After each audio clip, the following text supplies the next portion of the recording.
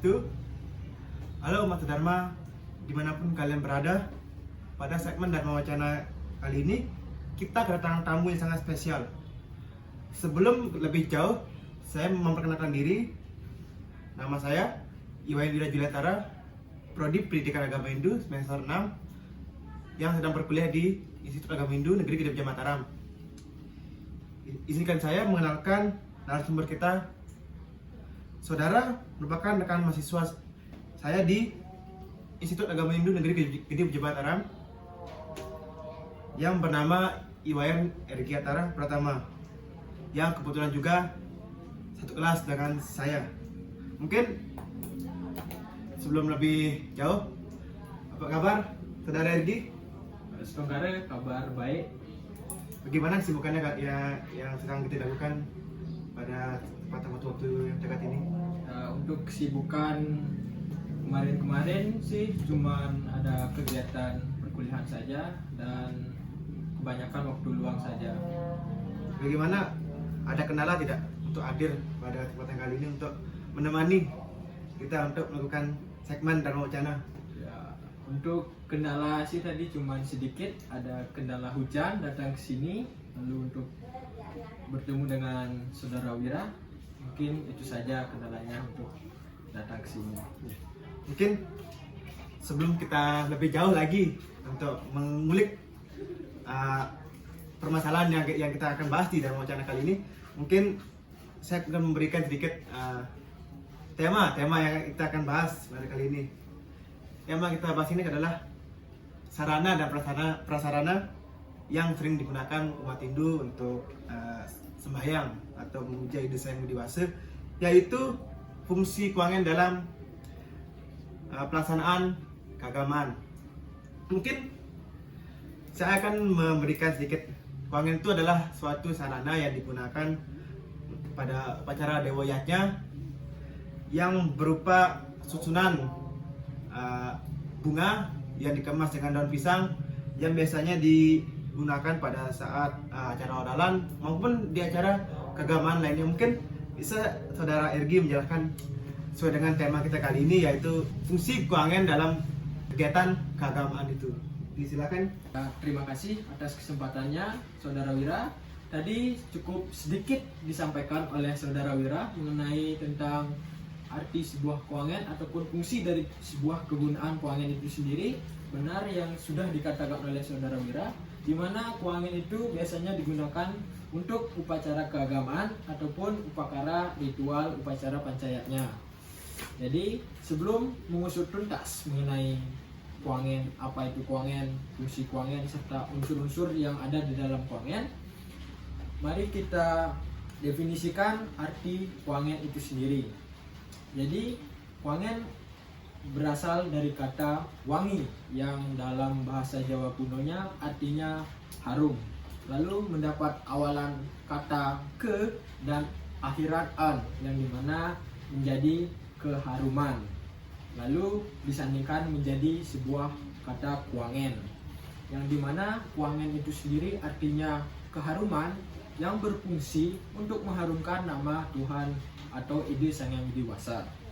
Keuangan ini sendiri bersimbol Omkara. Kenapa bersimbol Omkara? Karena keuangan itu bersifat suci serta kata Omkara itu yang singkat dan mudah diingat.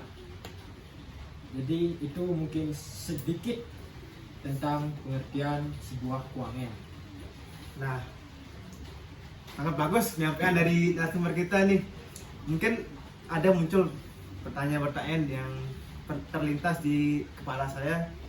Pemirsa, mungkin pertanyaan pertama nih, saudara Ergi, Ya. kenapa keuangan yang sesuai dengan yang disampaikan oleh saudara Ergi, kenapa keuangan disebut mengharumkan nama Tuhan? Mungkin bisa jelaskan, mungkin penonton mungkin kurang paham mungkin tentang. Pertanyaan yang cukup bagus. Kenapa keuangan disebut untuk mengharumkan nama Ida Sang Hyang Widi Wasa? Jadi menurut melihat dari fungsinya, di mana kita fungsi keuangan itu sendiri menjadi syarat agar bakta kita sendiri untuk mampu mengingat sebuah Tuhan itu maha suci, harum, dan Maha Penguasa. Tentunya yang dimana simbol dari sebuah keuangan tersebut menggambarkan bagaimana seorang Tuhan ataupun beliau Ide Sang Hyang Widi Wasa tersebut. Wow, bagus, mengharumkan, berarti udah jelas artinya mengharumkan, berarti kan pemirsa mungkin itu jelas diagungkan. Apa Tuhan itu melalui keuangan itulah kita mengagungkan Tuhan dari berbagai macam bentuknya menjadikan satu. Mungkin ada banyak ini Bapak nih, Saudara Ya, Ergi. nggak apa-apa. Mungkin lanjut ke pertanyaan kedua, bisa mungkin apakah kita tahu Abang, kita sebagai umat Hindu, khususnya Hindu Bali mungkin sangat berkaitan, misalnya ada kegiatan persembahyaan banyak dikasih kayak apa namanya, uang ke dalam keuangan itu. Dan saya dengar-dengar katanya pada zaman dulu itu menggunakan uang bolong. Oke, pertanyaan itu langsung saya bisa, apakah bisa menggunakan uang logam ataupun uang kertas? Karena di zaman sekarang ini pis bolong atau uang bolong itu sulit ditemukan. Mungkin bisa jelaskan Saudara Ergi terkait beberapa permasalahan itu. Jadi untuk penggunaan sarana uang kepeng atau kepeng bolong, pis bolong itu karena pada zaman sekarang di mana uang kepeng yang asli atau pis bolong yang asli itu kan sudah mulai sedikit ataupun sudah semakin maju zamannya berkembang, sehingga sekarang ada pun yang namanya pis bolong yang seperti terbuat dari blade ataupun ya tembaga itu. Jadi menurut mangku yang pernah saya tanyakan, beliau mengatakan bahwa uang dalam sarana keuangan menggantikan sebuah pis bolong tersebut dengan mata uang logam ataupun kertas itu bisa saja. Itu malah membantu untuk perbaikan sebuah pramu pura, baik dalam membuat atau menjadikan dana di dalam pura tempat kita sembahyang ataupun tempat kita berdana punya melalui sebuah keuangan tersebut, sehingga bisa dikatakan itu menjadi menyelam sambil minum air. Kenapa saya bilang begitu? Karena ketika kita memfokuskan diri untuk melakukan persembahyangan menggunakan sarana keuangan, otomatis kita memasukkan uang kertasan lalu melakukan persembahan kepada beliau dan sekaligus melakukan dana punya melalui keuangan tersebut. Jadinya untuk penggantian sebuah pis bolong ke dalam sarana keuangan tersebut bisa-bisa saja. Pak, terima kasih. Begitulah penyampaian terkait yang permasalahan yang tadi saya bilang itu, bisa tidak apa-apa menggunakan uang logam yang ratusan lah, terus uang kertas. Berarti tidak mempengaruhi bagaimana makna dari keuangan itu, walaupun sudah ditaruh menghilangkan di zaman sekarang, tidak menggunakan uang lagi, tapi sekarang menggunakan uang logam atau uang kertas, berarti tidak merubah makna dari isi dari keuangan tersebut. Ya, itu sama sekali tidak merubah karena sudah saling melengkapi, dan bahkan itu untuk menambahkan sisi positif untuk memperbaiki sebuah kerusakan ataupun peralatan yang kurang di dalam area pura tersebut. Berarti itu perlihatnya pemirsa. Ya, betul sekali. Nah, itu terjawab itu masalah yang emang sering terjadi di lingkungan kita, khususnya kita akan di Bali. Nah, sekarang nih yang masih bingung mungkin anak muda kan ya, asal masih taruh keuangan, tapi bunganya tuh bunga apa yang bagusnya dimasuknya dalam keuangan itu, mau asal dia mau warnanya hijau, terus yang jernih kan yang jereng-jereng warnanya. Nah, sekarang pertanyaannya nih, mungkin Saudara Ergi ada satu pertanyaan ini, bunga apa saja yang bisa digunakan dan bunga apa saja yang tidak boleh digunakan untuk sarana keuangan. Jadi dalam pembuatan keuangan, unsur bunga itu bisa digunakan semua, kecuali ada beberapa yang tidak boleh digunakan, yaitu bunga yang sudah jatuh, yang tidak layak dipakai, yang busuk, yang berulat atau bersemut, ataupun area bunga itu tumbuh di dalam atau lingkungan kuburan, itu tidak boleh. Juga bunga yang sudah diinjak itu tidak boleh dipakai. Itu saja sih. Tadi mungkin mas sedikit saudara, kalau kita lihat dari bunganya, mungkin bunga Jepun yang warna yang ujungnya itu warna kuning dan yang belakangnya itu warna lokasnya warna putih, kan itu sering saudara Ergi ditemukan di daerah kuburan, khususnya di kuburan Islam lah, di hidup pun juga ada, di setre bahkan itu boleh digunakan bunga Jepun itu, karena kan itu ada di daerah kuburan. Mungkin bisa jelasin apakah itu termasuk juga atau tidak ada juga. Jadi bunga Jepun yang berada di area kuburan itu tidak bisa dipergunakan untuk sarana persembahyangan, dan itu bunga Jepun itu atau Kamboja itu bisa digunakan ketika bunga itu yang saya sebutkan tadi tidak jatuh dan tidak diinjak ataupun tidak berulat, tidak gugur sendiri ataupun sudah terlayu dan bukan di area kuburan. Nah itu, jadi kalau kita tentang Jepun yang di kuburan tidak boleh digunakan karena emang udah dikaji gitu, dan kalau mau menggunakan ya usahakanlah penonton nanti cari, kalau emang KPP nanti penonton tuh jangan cari ya di kuburan, karena mungkin kalau emang nggak ada kita di Jepun, emang kita suka Jepun, nanti di keuangannya mungkin cari alternatif sama yang lain. Mungkin itu untuk pertanyaan yang ketiga mungkin. Nah yang sekarang ini berkaitan dengan keuangan. Tadi udah bahas tentang keuangannya, bunga-bunganya, terus tentang apa makna dari uang logam atau uang kertas yang ada di setiap persembahyangan mungkin ya. Mungkin yang sekarang ini unsur, kita belum tahu nih unsurnya nih, unsur dana konta apa aja. Mungkin bisa dijelasin sama saudara ini kayak unsur apa aja sih yang ada di keuangan itu.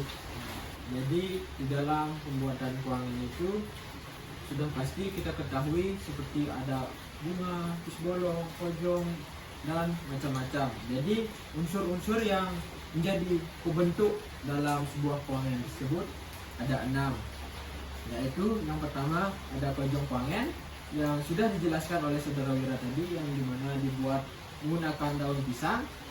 Lalu yang kedua ada pelawe, dedaunan. Yang ketiga ada poresan siliase. Yang keempat ada sampean keuangan. Lalu kelima ada pisbolong, dan keenam ada bunga. Jadi unsur yang pertama itu yaitu pojong keuangan, di mana dibuat seperti pojong yang dibuatnya dari daun pisang, dibentuk sedemikian rupa pojong, di bawahnya lancip, lalu di atasnya itu seperti ada cekukan atau lepungan, dan bagian atasnya lebih besar untuk menopang isi sarana lainnya unsur pembentuk keuangan. Jadi unsur pojong keuangan ini di atasnya itu melambangkan arda candra atau bulan. Juga kenapa pojong keuangan dibentuk bawahnya lancip, itu gunaannya untuk ketika melakukan sebuah persembahan ataupun digunakan dalam persembahyangan, itu memegangnya agar tidak terlalu besar dan gampang ketika digenggam. Dan yang kedua ada pelawe atau dedaunan, yang dimana pelawe ini bisa digunakan sejenis daun kemuning, daun pandan harum, dan daun kayu atau puring. Jadi makna dari daun pelawa ini yaitu untuk melambangkan kejernihan pikiran dan sebuah ketenangan. Yang ketiga ada poresan siliase, yang dimana poresan siliase itu dibuat dari 2 daun sirih yang di dalamnya itu ada kapur sirih dan buah pinang, yang dimana digulung lalu diikat dan ditempelkan berhadapan, dimana poresan siliase ini melambangkan kedekatan dengan umat sedharma dengan ide Sang Widiwasa. Lalu unsur yang keempat ada sampian kuangen, di mana sampian kuangen ini biasanya dibuat dari daun kelapa yang masih muda, busung ataupun janur namanya, di mana ketika seorang pembuat kuangen itu melakukan ringgitan dari daun pisang tersebut ataupun busung. Jadi tergantung pada pembuatnya sebagaimana seindah mungkin merangkai ataupun meringkit dari sampean kuangen tersebut. Sampean kuangen ini melambangkan sebuah ketulusan hati. Lalu yang kelima ada pis bolong atau uang kepeng, di mana umat Hindu sering menggunakan uang kepeng atau pis bolong. Biasanya digunakan untuk sarana atau prasarana dalam persembahyangan juga. Jadi uang kepeng dalam kuangen ini itu melengkapi segala kekurangan yang ada dalam kuangen. Jadi pis bolong ini yaitu melambangkan sesari ataupun sarining manah. Yang keenam ada bunga-bunga. Jadi bunga yang digunakan itu sudah dijelaskan tadi, bunga yang masih segar, utuh dan tidak layu ataupun kotor, keinjak ataupun di dalam daerah kuburan tentunya kan. Dan bunga melambangkan rasa cinta kasih dan rasa bakti kepada ide Sang Widiwasa. Jadi itu saja mungkin unsur-unsur terkait pembentukan sebuah kuangen. Itu dia pemirsa, penjelasan terkait apa aja sih unsur-unsur yang ada itu. Kita sebagai umat Hindu dalam pembuatan kuangen juga harus tahu itu penjelasan agar tidak ada salah persepsi di antara kita sebagai umat Hindu terkait kuangen itu. Nah, sedikit dari kuangen itu kita udah banyak membahas tentang unsur-unsurnya, bagaimana penggunaan bunganya juga tadi, terus bagaimana penggunaan pis bolong, dan gimana sih kenapa sih kuangen itu mengharapkan nama Tuhan. Sekarang nih pertanyaan terakhir untuk saudara Ergi, yang pertanyaannya itu bagaimana pembuatan kuangen yang benar-benar, kan kita sebagai orang awam nih, jatuhnya sebagai orang awam, amat yang awam, mungkin ada yang belum ngerti bagaimana cara pembuatannya kuangen yang benar-benar. Mungkin bisa jelasin oleh saudara Ergi bagaimana sih pembuatan kuangen yang benar-benar. Jadi dalam pembuatan sebuah kuangen itu sendiri, sebelum membuat kuangen tentu saja harus dalam keadaan yang bersih, yang tidak kotor, dimana seperti pemudi ataupun seorang wanita kan seperti pentake ataupun datang bulan itu tidak bisa dalam membuat sebuah sarana, karena dalam membuat sebuah sarana itu harus dilandasi dengan keteguhan hati yang tulus ikhlas, berserah diri dan tidak ragu-ragu dalam membuat sarana. Sehingga dalam pembuatan kuangen ataupun sarana upacara lainnya itu harus dengan keadaan yang bersih ataupun suci lah, istilah jasmani dan rohani dalam pikiran, yang dimana sarana ataupun prasarana yang dibuat itu akan melambangkan Tuhan itu sendiri atau Raganta. Jadi dalam pembuatan kuangen yang baik dan benar itu tentu saja tidak terlewati salah satu unsur yang sudah disebutkan tadi, sehingga keenam unsur tersebut harus ada di dalam sebuah kuangen tersebut. Jadi pembuatannya itu harus menyiapkan sebuah daun pisang, janur, daun sirih, dedaunan seperti daun pandan mungkin ataupun daun kayu, bunga-bunga tentunya, lalu ada uang logam atau pis bolong yang dimana sudah dirangkai, dibentuk sedemikian bagaimana pada unsur-unsur yang sudah dijelaskan tadi. Lalu proses pemasangan ataupun merangkai dari para unsur tersebut untuk dibentuk menjadi sebuah suatu kesatuan yang disebut kuangen, dan diikuti dengan tata letak yang rapi atau tersusun sesuai dengan penyusunan dari pembuatan kuangen tersebut. Jadi mungkin itu saja tentang pembuatan dari kuangen yang baik dan benar. Baik, telah terjawab ya bagaimana cara pembuatan kuangen yang baik dan benar.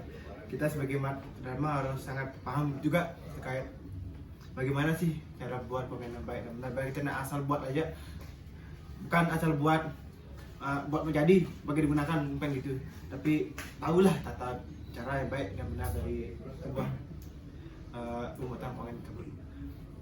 Nah, pemirsa, udah 5 pertanyaan yang telah saya lontarkan kepada saudara Ergi. Mungkin kita udah di penghujung acara terkait segmen Dharma Wacana yang kali ini. Mungkin sebelum mengakhiri Dharma Wacana kali ini, mungkin ada pesan yang diberikan oleh saudara Ergi untuk para penonton kita, pemirsa. Kata 2 kata. Ya, jadi pesan untuk umat sedharma sekalian, pemuda ataupun pemudi, ketika membuat sebuah sarana atau prasarana haruslah dilandasi dengan rasa tulus ikhlas, dan tentunya kita sudah mengetahui makna ataupun fungsi dari sebuah sarana yang sudah kita buat itu, sehingga tidak akan menimbulkan sebuah perspektif ataupun kontroversi nantinya akan penyalahan dari pembuatan sebuah sarana atau prasarana tersebut. Mungkin itu saja pesan untuk para pemuda ataupun pemudi umat sedharma sekalian. Terima kasih saudara Ergi terkait closing statementnya untuk penonton atau ya pemirsa kita di segmen Dharma Wacana kita kali ini. Mungkin saya sedikit menyampaikan tentang kesimpulan segmen Dharma Wacana kita kali ini. Mungkin yang dapat saya simpulkan, keuangan itu adalah sarana dan prasarana yang sering digunakan untuk persembayangan yang dalam kaitannya juga mengharumkan nama Tuhan, dan dalam pembuatannya itu harus dengan tata cara yang baik juga sesuai dengan yang telah disampaikan oleh saudara Ergi. Tidak boleh sarana itu ya asal-asalan, dan intinya itu juga keuangan juga dapat digunakan untuk acara menyatnya. Nyatnya di sini itu membantu sama kita umat Hindu. Seperti misalnya kita ada acara di Banjar kan, keuangan kita bisa gunakan lah untuk memperbaiki pura lah, apalah.